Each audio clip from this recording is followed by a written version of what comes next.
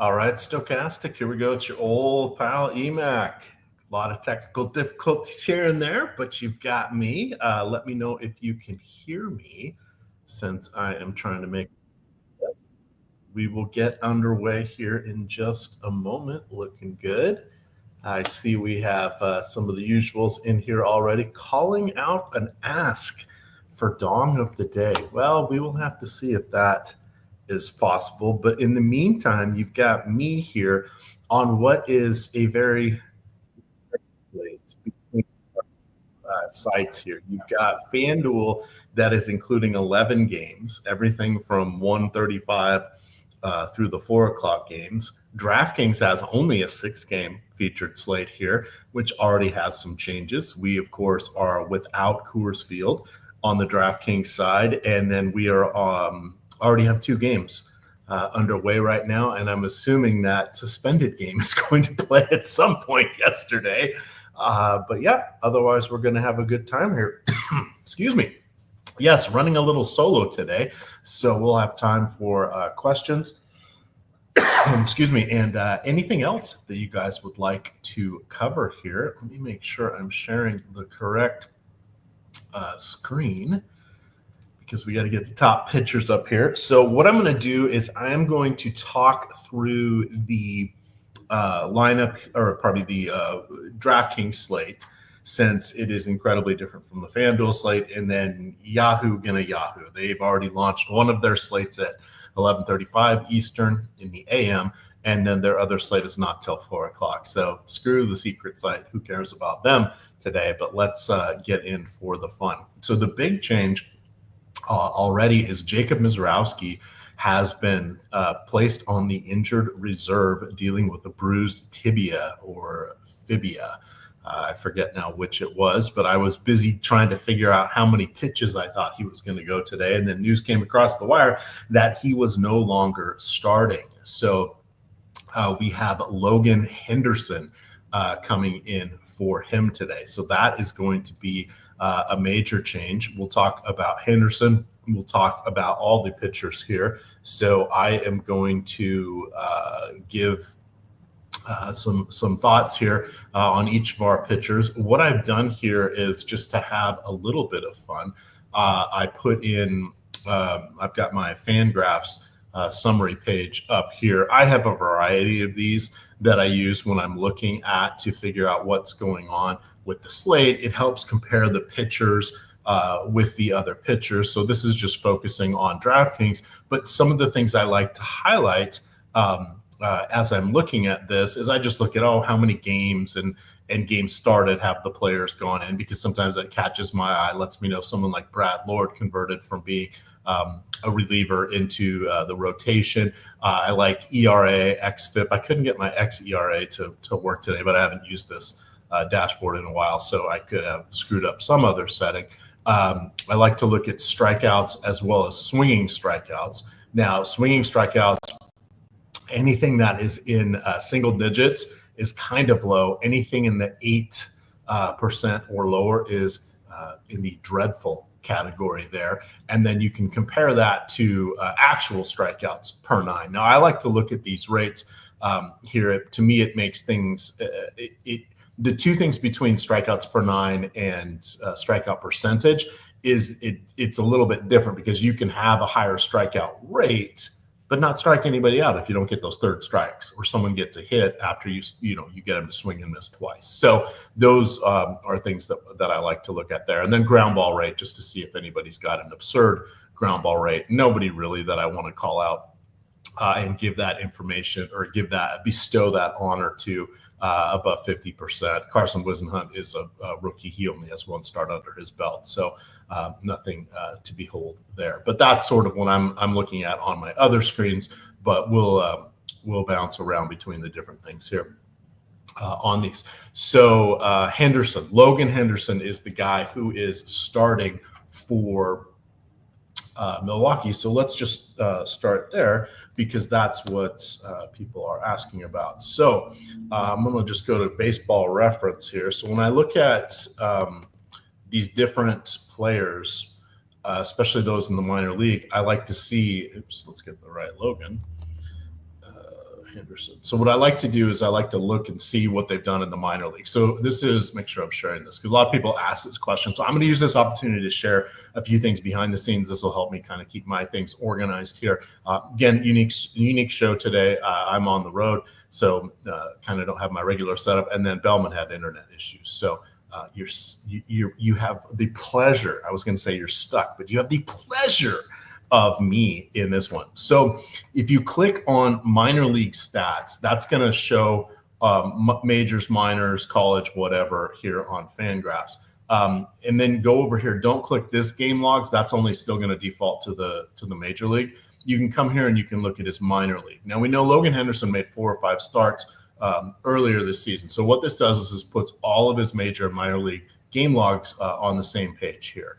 And what that allows me to do is look over here on pitches, and I can see that he is pitching in the mid 70s to 80 in most of his starts. So the assumption is he should be fully stretched out. He's going, kind of clear in the 5th inning. Looks like if he's been efficient, they're going to let him close out the 6th inning. So today I would expect 5 or 6 innings. He's going to be going against the Washington Nationals. The Nationals are a team that you can definitely pick on here. I'm going to get a different screen going, except for they're a little bit better against righties. So let me make sure Logan Henderson is a righty, because that would be embarrassing if I was wrong. Yep, he's a righty. So if we look at on the other side that I'm not sharing, the Nationals have a pretty low strikeout rate with their lineup today against righties, but we want to keep in mind that this is being overweighted by Robert Hassel III only having 67 plate appearances. Drew Millis having 20 plate appearances against righties. So that's kind of what we want to look at there in the mix. So when I look at Henderson here, I think he's a reasonable option. And then we can let's go look at real quick here. So yeah, you're gonna see somebody say this is what Lofty does. Yes, if you guys watch Dave Loughran, Lofty D, as you know him best, in the mornings, this is kind of like what the strategy show does. He'll go through and talk about how he reads the slate, prepares things, etc. So again, apologies for us not having the exact standard Sunday show, but a few things out of our control. So if we look at Henderson here, interesting. Why do they have him as a lefty there? In any event, we're just going to focus on, let's try a different source. Yeah, he is a righty. Sometimes rookies get mucked up, so don't worry about that. Henderson is a righty, but we can see here that we are projecting him for about 14 DraftKings points. Wow, look at that. That's kind of in the mix there for the folks at the top, and this is relatively flat. So for me, I think Logan Henderson is definitely in the mix. 9,800, that's a lofty salary. Let's see what he is on FanDuel. So he is 93 on FanDuel. So that also is not really a price I'd be overly willing to look at. But DraftKings, since we only have 12 starters and he's one of them, he's in play there. FanDuel, I would skip it and go with one of the other guys because, again, we get 22 starting pitchers, and we get the let's click on main here. We get the opportunity to get Jacob deGrom and Dylan Cease on FanDuel. So that's what's going to change the FanDuel slate. So back to DraftKings here. I think Logan Henderson, he'd be okay as an SP2. He's not my preference as an SP1, but you can do it, especially if we pair him with Joey Cantillo, because Joey Cantillo, non-traditional SP1 here. Oops, no wonder I'm not sharing the right screen. Thank you for pointing that out to me. Let me get that back here. Make sure I've got the share screen page. And again, preemptively thanking everybody for their patience, because this is one of those trickier ones today. Okay, so back here on the projections. So as we can see here, Logan Henderson, 14 DraftKings points in the mix near the people at the top. And then just quickly, when we looked at him on FanDuel, it gets a little tougher because while he has a kind of score there. It's going to be tough for him, I think, to get the quality start.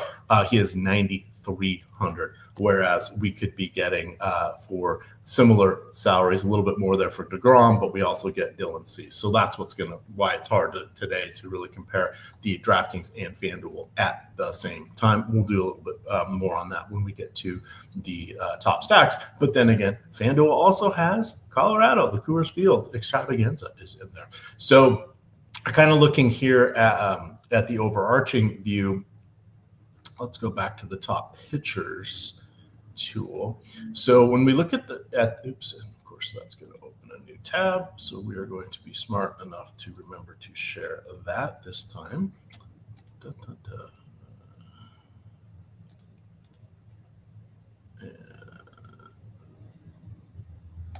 there we go. I hope. Yes. Okay. Let's get that closed.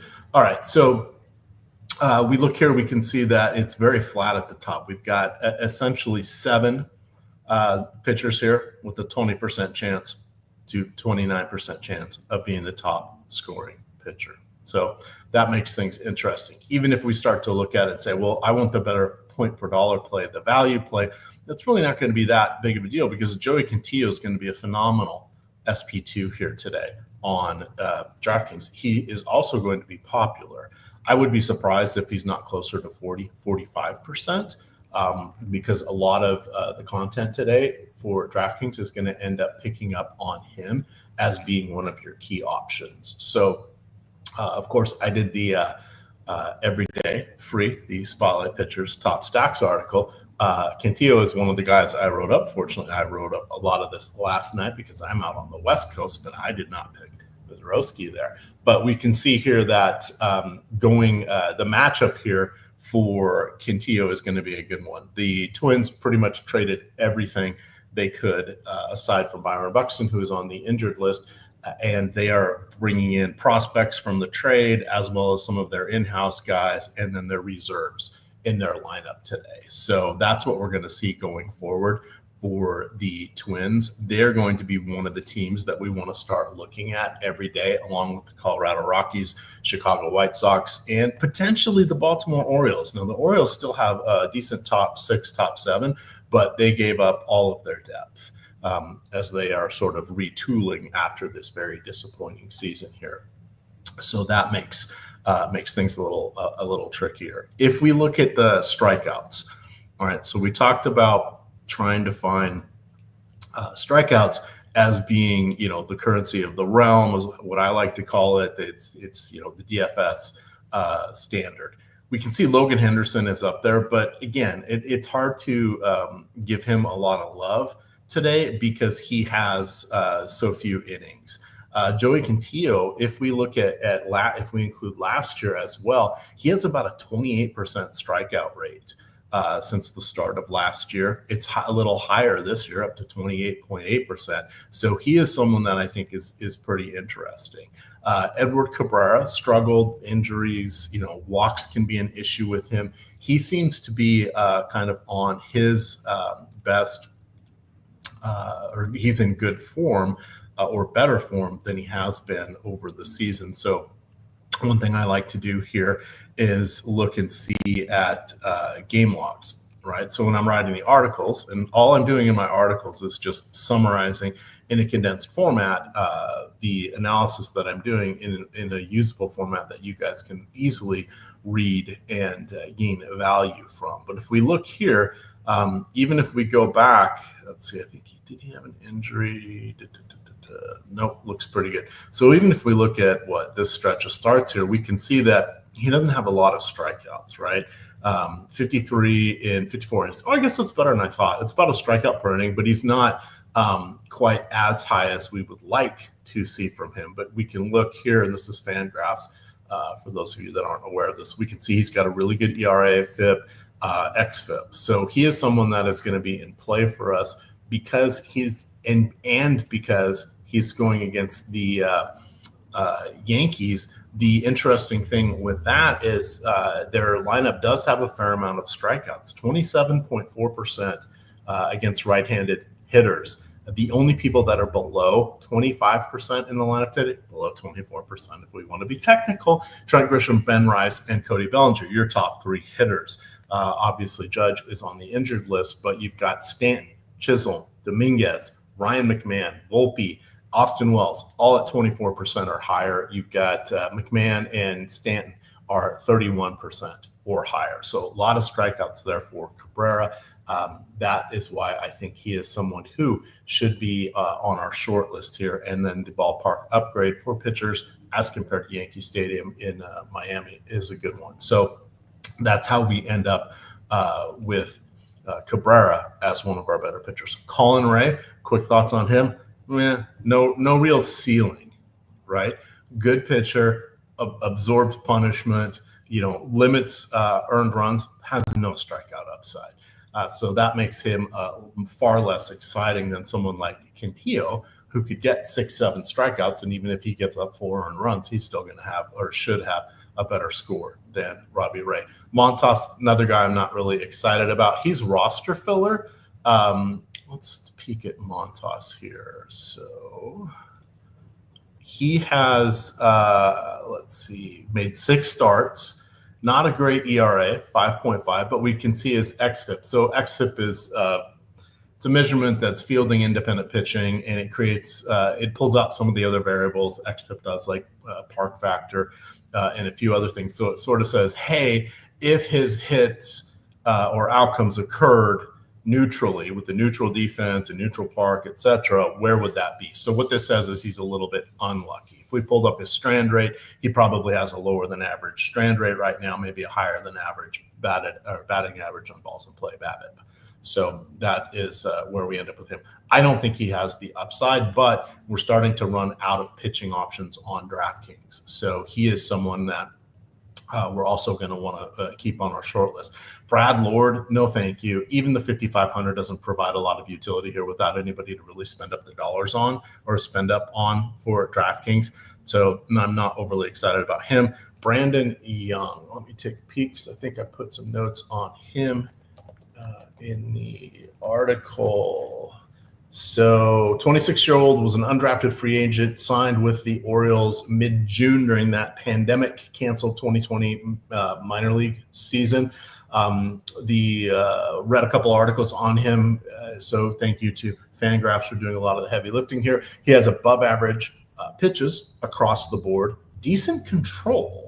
So he has good control with his fastball. So even though his fastball is kind of in the low 90s, he can regularly get it up to 94, 95, but that's not anything overly special these days with all the relievers throwing in the upper 90s. But he has enough control that he can fool hitters. That works in the minor leagues, not necessarily in the major leagues. It does look like he's going to get about 8 strikeouts per 9 innings, but he is someone that is also going to be giving up power. So that is tough against Chicago, because Chicago is such a good team when it comes to power upside. So that makes it hard to consider Young. And then if we look at our other guys, Bassett, adequate against Kansas City. Which I should in turn say Seth Lugo, adequate against Toronto. Toronto doesn't offer up a lot of strikeouts. That's going to make Seth Lugo a little less exciting. And then we get youngster Carson Weisenhunt. We're going to talk about him as someone to stack against. And then Jose Urena going to be making his 4th appearance, or appearing for his 4th team in the league. Yikes, crazy, this season.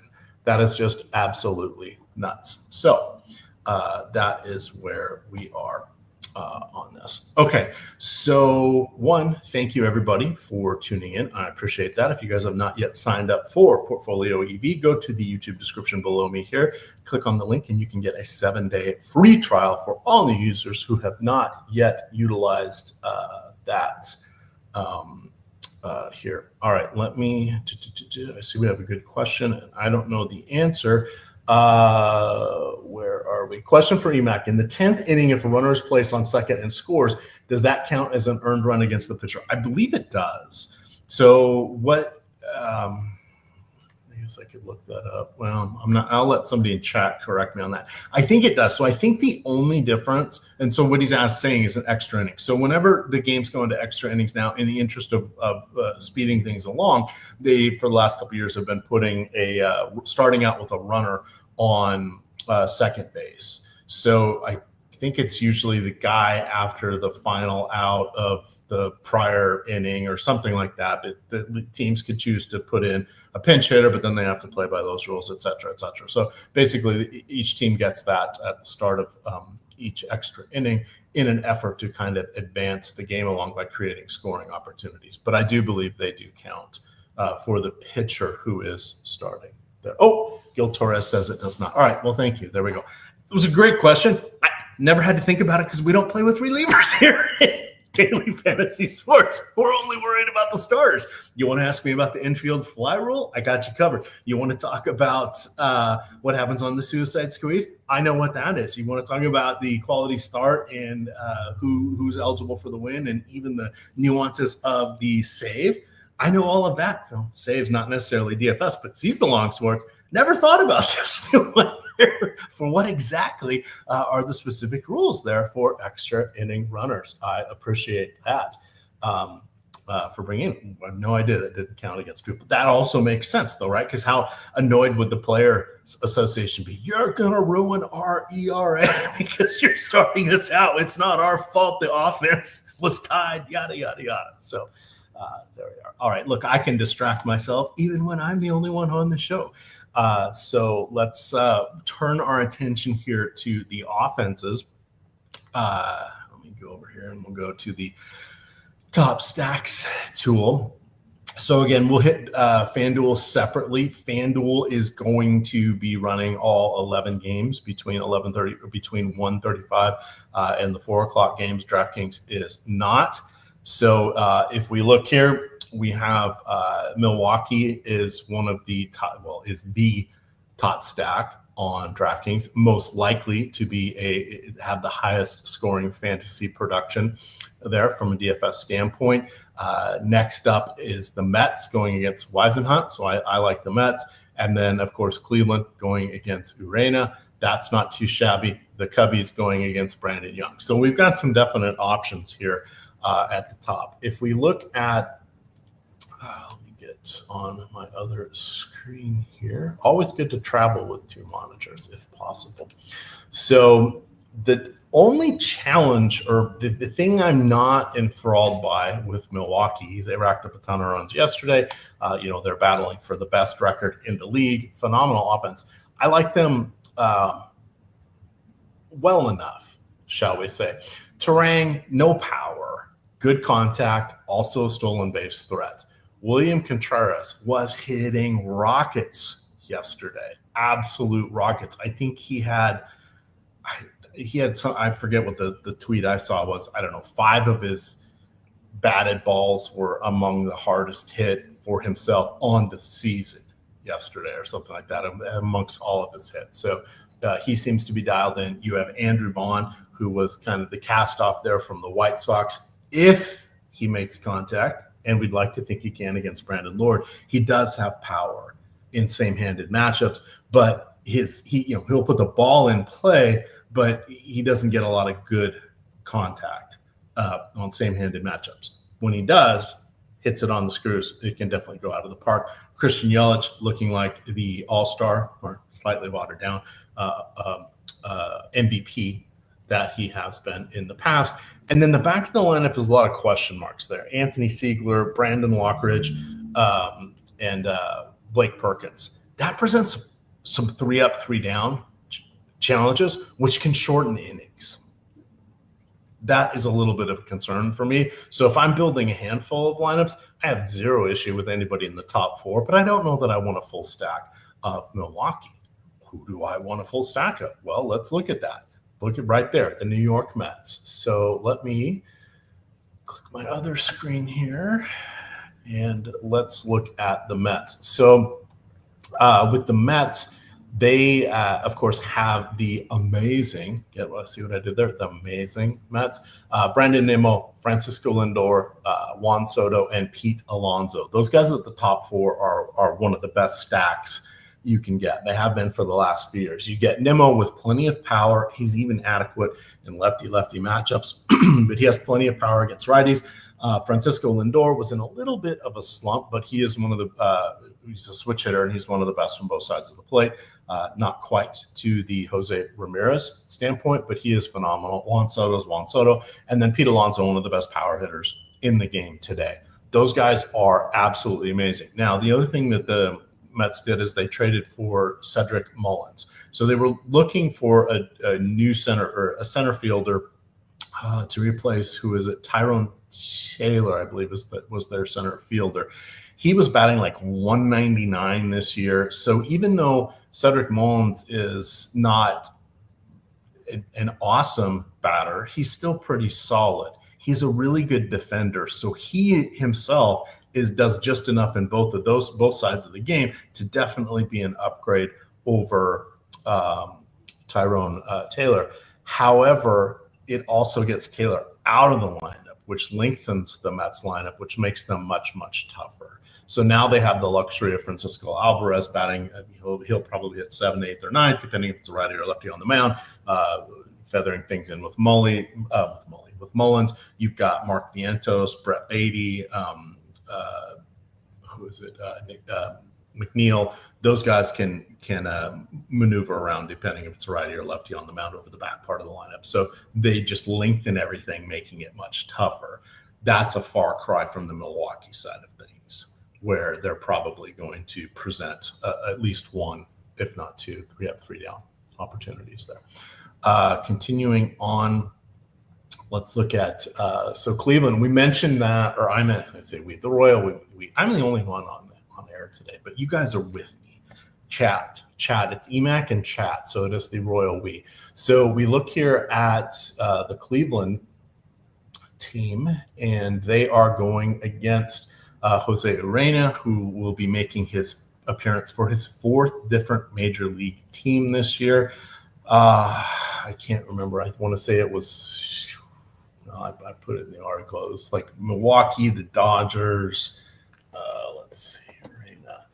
It was the Mets, Blue Jays, and Dodgers. So now he is with the Twins. So he has just been not good for a while. He's been in the league for a long time, but not good.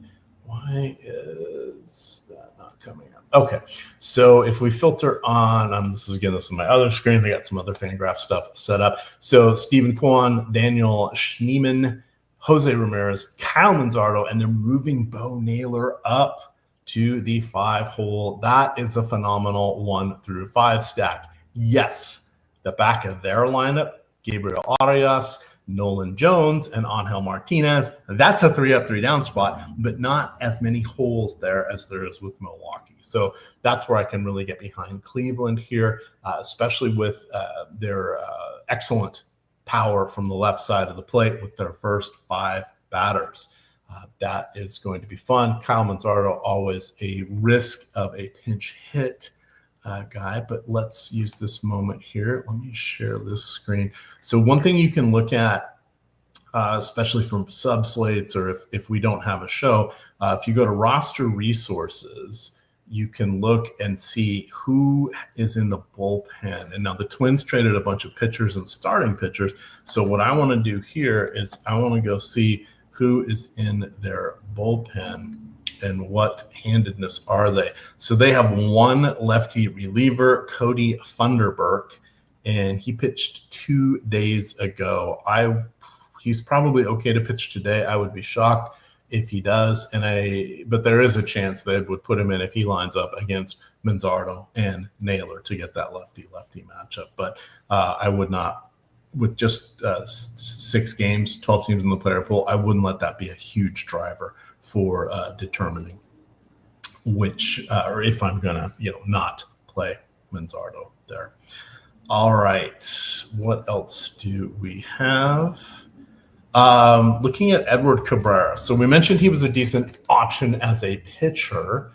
That is because the Yankees lineup looks vastly different when it doesn't have Aaron Judge in it, but they have every single player, save for Jason Dominguez, has at least a 200 isolated power against right-handed pitching this season.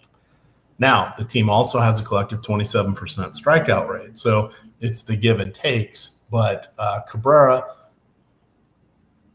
without the injuries that he's had in his career, would definitely be a frontline starter. He is getting back towards that. When I say frontline starter, I kind of think of, top 30, top 40 pitcher. I think of an ace as like top 20, but frontline starter would be, they'd probably be the 1 or 2 starter for every single team in the league. Cabrera's almost there. Not quite, but almost. So that's decent enough. Plus, we know his underlying talent and his past history. We give him a little bit of a benefit of the doubt there. So definitely both sides are here. Let's see. If we look at his power, the last 2 seasons, it has been an issue with lefties. He's pretty good against righties, but he has allowed a 162 isolated power over his last 409 lefties that have faced him, and he is going to be going against seven of them in the lineup today. So that is that. Let's see if there's questions. We'll turn over to FanDuel here in a second, but if you guys have questions, you can drop them into chat. Amy, I see you are in there. Howdy. Who else is in chat? Malakar, Sotex, Rants, the green check mark is in there. All the usuals. Doug Dubs, Mighty Quinn, Dick Togo, not to be confused with how I like to make myself laugh. Who else is up here? Matthews Strauss is there. Fat Chewbacca, Dirty O, AJ Dub, all my favorites. You're all my favorites, but they're my special favorites. So hit that like button. Again, thank you for working with us through our technical difficulties, because I am on the road and Matt had internet issues, which are never fun. But you guys can sign up to any of these, any of these operators here on Stokastic, and you will get, if you follow the instructions, which I'll show you in a second, you will get a chance to get 30 days of Stokastic single sport sim premiums content, which is key. So let's go here. I am going to hide that. We're going to change our screen share here. We will view this tab. Hopefully that worked. There we go. So 4 steps. 1, claim the offer for one of these operators by clicking through our button on the right. 2, make your first deposit. You will get whatever their deposit offers are here. 3, create your pick'em card, your betting card, enter your first DFS lineup, whatever it is on these operators here. And then once that has settled, take a screenshot of that and email that along with your welcome email to support@stokastic.com and tell us which league you would like to have. Single sports package, single sims package for 1 month. You can go MLB, or we are right around the corner from NFL. You can reach out and touch it. And I'm willing to bet 95% of you watching this show have not yet signed up for Wanna Parlay. You get up to 100% deposit match. This is a pick'em site here. And you go through this little button here, claim that offer, and you can get 30 days of Stokastic single sport sims premium package. Okay, back to, let me get the questions up here. Michael Henry, I see you are there. Fat 74, it's been a minute. Josh Gilliam, love that. Let's see, New York Steel. Gotta see that. Asking about the Sims. Sure, let's quickly run a set of Sims here. We'll do one for DraftKings and we'll do one for FanDuel. So just to show how much different it is, and then we'll start talking about the FanDuel slate, which includes from Coors Field through the 4 o'clock games. We have a nice 4-game 4 o'clock slate. I do have that written up in the Stokastic article there. And yes, Amy, we will get the Sims for you. Let's generate this lineup here. Twitter. I am going to, for everybody not already following me on Twitter, and you guys definitely should, because hey, I mostly tweet out sports stuff, retweet things of interest that are usually sports related, or of course, if they are 70s or 80s stuff from back when I was a kid, sometimes I'll tweet that stuff because it makes me laugh. But pretty basic Twitter account there. But you can always get my articles. Here is the spotlight pictures and top stacks. I will do my best to always write up multiple slates when I can in these articles, like I do on Sundays and Saturdays. Okay, so we have run a simulation here on DraftKings unfettered. We are clicking top 150. Let's see what it brings us for pitchers. So we're getting a lot of Edward Cabrera. Now that's probably more than I would want to play, 86%, but we'll show you how you can adjust that. And then as we kind of scroll through the rest, we are in line with, and then we start going under these other pitchers, and that's how we get to the 80% there for Cabrera. So where do we see the discrepancy? So obviously Cabrera has that upside we talked about, and he's got $8,000. That's what's pushing him there. Oh, we didn't mention Luis Hill. So rookie of the year, he is making his first start today. I want to say he has gone into the 70-75 pitch range in his last couple of minor league starts. So I would say 75 is a baseline today, potentially 80, low 80s if he is moving along or moving through that the Marlins lineup there. I'd probably match the field on him. All that said, Cantillo is the guy I would like to go above the field. I'd like to be at 50% on that. But we can see everything else is mostly flat. So to quickly adjust this, Cabrera, I think, he's 40%. We want to be above the field on that because of just I do anyway, because of the difference there. Let's set him at 60 and see what that does. So all we got to do is hit that cap there. We come back here. We go to see where he's at. We cap him at 60, and we can see that pushed up some of our other guys here. I don't want to go above the field on Cantillo. Montas, I'll put that at 30. Logan Henderson, he's spendy. We like the matchup for him kind of against the enigmatic Washington Nationals. I do not want much Colin Ray. I'm okay saying 15%. Bassett, he's got a little bit of dog in him. See what I did there? We'll cap that at 25. Lugo, I don't really want Lugo going against Toronto, so we'll cap him at 10. And then the other thing we're going to do is we're going to go to the boosts here, and we're going to boost Cantillo. So let's give him 3 clicks and see where that takes us. Oops, we unfavorite, we refavorite, and then we look here. We can see Cantillo got up to 50%. A little high. I said I wanted 50. Easy way to do it is just cap it at 50. You could also take one of those ROI clicks off, and that would probably slide it back down there. But let's go here. And we can see that looks pretty decent for what I was looking for. Let's look at our stack exposure. So ton of Milwaukee. Now, I don't like capping stacks. I'm not sure why I don't do that, but I prefer to adjust things a little bit. But with all we're going to do is knock them down 1% or with 1 click, which is 5%. I'm going to give the Mets 2 clicks. Not getting money at the Clevelands. Guardian stacks, so I'm going to give them 3. We know that the Sims really like Cabrera, so we want leverage against that. Let's give them the Yankees a few clicks, and then that will get us to where we are here. And then we'll look at FanDuel. We'll get Amy's question answered here. Stacks. So I'm down to 42%. I'm okay with that. Got the Mets up to 30. I like that. Cleveland 14. I'm okay with that. DraftKings.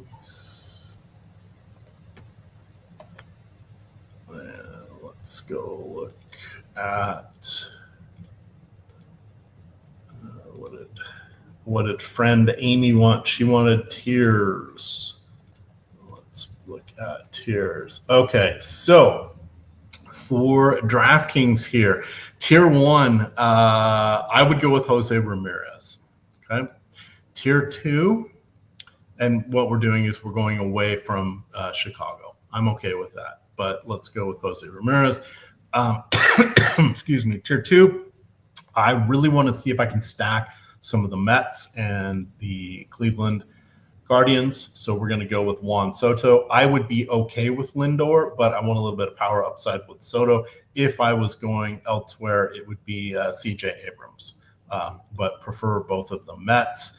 Tier 3, you could go Wood. If you wanted to go Abrams and Wood, you can get two kind of synergistic plays together there, but I want Pete Alonso because he is my favorite hitter of the day. He's also my dong of the day, as some like to call that. Look, Stephen Kwan is in there, so now we can go with Cleveland. That gets us to Cleveland, to New York. In this tier, if I was not going with Kwan, I would probably go back to a tier 1 Chicago bat with Suzuki just to get the synergy there. Tier 5, that makes it easy. Brandon Nimmo. If I'm not trying to stack, it's definitely Yelich. I am going with the Mets, so that makes it real easy to go that route. And then tier 5, I would take either Cabrera, or probably Grisham against Cabrera, but I like Chapman. Chapman profile, I know he's pretty good against righties. He profiles pretty well against Montas, so he would be my lone one-off. 2 Guardians, 3 Mets, and a San Francisco player. Again, we mentioned you could go with 2 Washington Nationals. You could get into Cubs, or there is an alternative path if you wanted to go with Lindor or Soto there. So that would be what we would look at for them. All right, let's go back to Stokastic. Let's see what everybody has put into chat as I call up the top pitching tool to quickly cover FanDuel. We are 20 minutes from lock. Hit that like button if you haven't already. It helps me out tremendously. I will be talking. What is that not sharing there? I will be talking with Mama Mac today. Gotta let her know that I had a bunch of great viewers that gave the love. It would be nice to see if we could get to 100, as we have almost 400 watching. I would love to see that. We are at 100. Oh my God, if we could get to 150, let's be greedy. Let's be little piggies here and get to 150 likes. That would be phenomenal. So in pitching, why did we not talk about FanDuel together with DraftKings? Well, they have twice as many games on their slate, and they include Jacob deGrom and Dylan Cease. Key things you want to know about Cease. He has been striking literally everybody out for the last month. However, he's also been allowing a fair amount of contact and giving up runs. He's going against St. Louis today. They no longer have Nolan Arenado, who was finally put on the injured list. Is that going to help or hurt Cease? I don't know. The jury's out because Nolan Arenado was not having a good season this year, and we know he was playing hurt for the last month. But Dylan Cease is a priority play, as is Jacob deGrom. Why is Jacob deGrom not my top play? Well, he's in Seattle. That's awesome. It's going to be in the mid-60s. That's great. Best pitching park, great hitting weather, going into a team that just added 2 excellent bats in Eugenio Suarez, who is second or third in the league in home runs, and Josh Naylor, who does not strike out a lot. That makes the Seattle lineup pretty good. deGrom having a resurgent season here. This is a strength-on-strength matchup. There are no easy outs there for deGrom. I would probably have, if I was playing on FanDuel, I would probably go 30%, Cease 20%, deGrom 20%, Edward Cabrera, so I don't hate them, and then probably 15% Joey Quintillo. You don't necessarily need the salary savings here on Quintillo because you're not breaking the bank with these guys up here. But that is your quick pitching look at FanDuel. Let's look at our stacks on FanDuel because it's going to be overweighted by Coors Field. So let's go over here. What is the LOL? Oh, you want the nuke of the night. I don't have that. Dun, dun, dun, dun. Let's see. Subtext. Only running 5 lineups for the FanDuel main, getting a lot of Milwaukee now as well. We'll run a simulation there and see what we get on that just to see. Again, I'm playing on Yahoo today. Once I knew Bellman was not going to be able to make the show, I did not want to mess with FanDuel, so I unregistered my contest. I thought about punting it to the late slates or the 2 o'clock and later games. I probably should have just done that because that's where most of the pitchers were that I was interested in. And then, of course, Coors Field, where we have Pittsburgh going against Bradley Blaylock. Look at that. You have Pittsburgh just smashing everybody here for the stack. 17% chance of Pittsburgh being the best stack there in Coors Field. You have the Colorado Rockies against Mitch Keller. Keller is one of those better real-life pitchers. He tries to induce ground balls, has marginal breaking balls. The breaking balls don't break so much at altitude. That's going to hurt him. Can Colorado take advantage of him? Maybe. Hurts that they're missing or that they traded away Ryan McMahon. But you can see here that even though Colorado, look at that, they're right in line with 9 other teams essentially for the second best stack. So you can get to Colorado. There's really no leverage going against the pitcher here, right? Because you can see just 2% representation there for Keller. If we were going to get silly, you could go with St. Louis or Seattle against DeGrom and Cease. That's your direct leverage options there. I would probably prefer to take on Cease than DeGrom. So would most people, but the better hitters are going to be with Seattle. I would probably look for 5% stacks of each of these teams here, St. Louis and Seattle, if I was building out 150 there on FanDuel. Let's see what they gave us for the overarching ownership here. Pittsburgh coming in hot. 21% of the field's going to be on Pittsburgh. Oh, here's a couple of things we can talk about. The Angels get to go against Sean Burke. So let me go look at my filtered page here. The Angels going against Sean Burke here. Mike Trout, I think wasn't he out with a headache or something in the last game? I've lost track because I'm on the West Coast and it's hard to remember everything when you're trying to write things a day in advance, and then the games happen while you're doing stuff with your family, and it's just tricky keeping track of everything. But we do not have that lineup yet. But expectations are Neto, Trout, Shanyel, we'll call him Nolan, Taylor Ward, Joe Adell, Yohan Moncada. That's a pretty good lineup there at the top. Burke does not get strikeouts.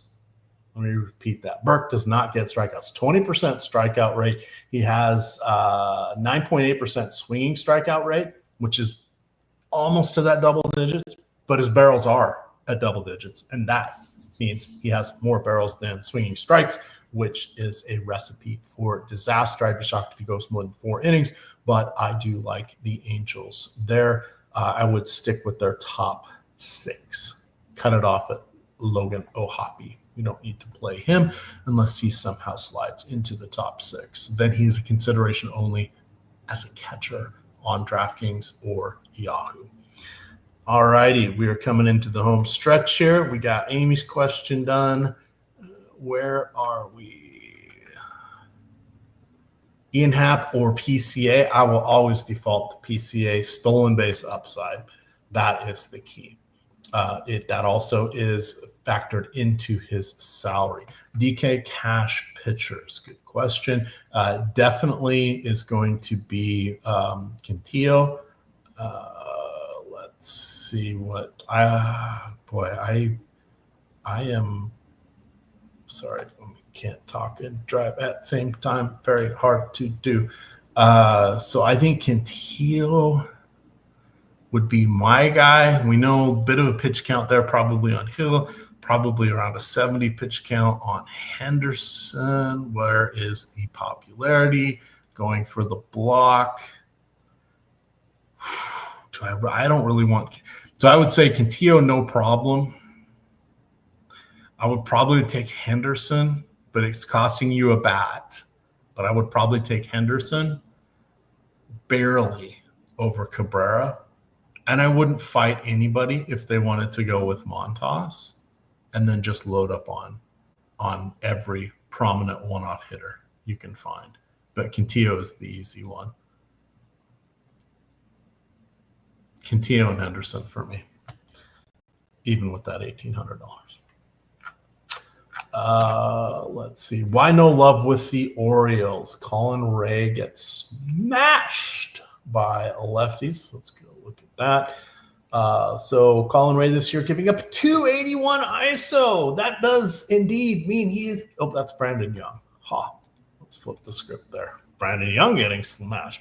Colin Ray, 236 ISO, 208 ISO last year. If we put those hands together, we see that he has a 220 ISO over his last 591 lefty-righty matchups. Jackson Holiday, Gunnar Henderson, Adley Rutschman is back after being on the injured list. Those are your three guys at the top lineup. Colton Cowser there, batting sixth. The only challenge is Cubs won't be afraid to go to the bullpen. So that could quell any Baltimore goodness there. I don't hate it. About my fifth favorite stack. So in play, not a bad play. If I was battling someone and they had a Baltimore stack, I would not think I have the advantage. They're just not the main one I would go to. All right, what do we got? About 10 minutes to go here. So let's do this. We're going to run the simulations here for Stokastic. And then I got a question here. What is the best stack for a small field entry on DraftKings? I would say the Yankees, because we saw how popular Cabrera was going to be. I would definitely want the Yankees. That makes it pretty easy. Went Henderson and Cantillo. I think that's solid, Greg. I think you're solid there.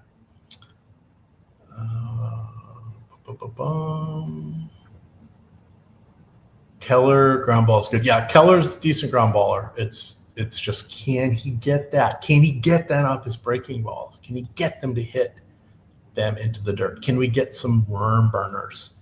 Yes, Doug Dubs, out visiting Mama Mac. I get to hang. I'm at my brother's house, actually. So it's good times. Let's see. Let's do this. Favorite home run hitters. Oh, yes. While that is finishing up, it's the dong of the day. Dong of the day. It's the dong of the day. And I don't know why Spags didn't sing that for you yesterday, because Spags invented that song. Spags is now embarrassed by that song. It's like he's embarrassed by his dong of the day. Pete Alonso was the dong of the day there. Cha-cha-cha. Sorry, Sotax, I know you're going to type that. I forgot the cha-cha-chas. All right. So our 150 here for FanDuel shows us getting look at that. See how it's kind of spreading us out very differently than it was on DraftKings. So it's getting us just above the field on those two best pitchers, which is kind of, about the numbers I said I'd like to be at. A little higher on Cabrera. I'd be comfortable with that. What did I say? 15 or 20% on Cabrera. It looks like that means it's probably not going to get to a ton of Cantillo, but you don't really need that savings. Right? So then all you got to do is get to 10% Cantillo, and you're 5x the line, the field. That feels pretty good. FanDuel, you're going to want to focus on these top three, and I'd put Cantillo there too for that one. Yeah, there was one other good question. We did the dong of the day. We looked at FanDuel. What was sorry, I don't remember. Weather, no real weather today. A little bit in Tampa Bay, but that is just humidity showers, and I don't think it's going to be an issue. What do you think of India today? Anyone? Jonathan India, I think he was out yesterday. I believe he did play Friday. I would be perfectly fine with him. Bummer. I don't know what question I was going to answer, and then I forgot to answer it. But that, yeah, that is it. Oh, let's try this. I know we'll say goodbye, but we'll have one fun thing before I get out of here. So I'm at my brother's house. So let's give you guys a picture. He's on a lake. It's pretty cool. Let's see if we can get there. That's a picture of the lake view. Pretty cool, huh? Not too shabby. Not too shabby. So this is some family land we have, and he ended up building a house, and he's got a room here for my mom. So she spends a bunch of time up here, about half hour, 40 minutes from where we grew up. So we would come up to this lake a lot growing up as kids. View, the rants, it's the view. The lakefront property, very, very, very, very spending. Very, very spendy. Did I go over the afternoon slate? Indirectly, I did, but real quick, you're going to want to focus on Dylan Cease. He's getting a lot of strikeouts, but he's giving up a lot of contact and power. He's going against him. Yeah, lineup there by St. Louis. They do have an adequate top 4 or 5, but the back of the lineup presents some 3 up, 3 down situations. I like Cease there with his ability to get magic at the plate via strikeouts, and then it would be DeGrom going against Seattle. It's going to be in the mid-60s in Seattle. Phenomenal pitching weather. Too bad I don't go over there for the game.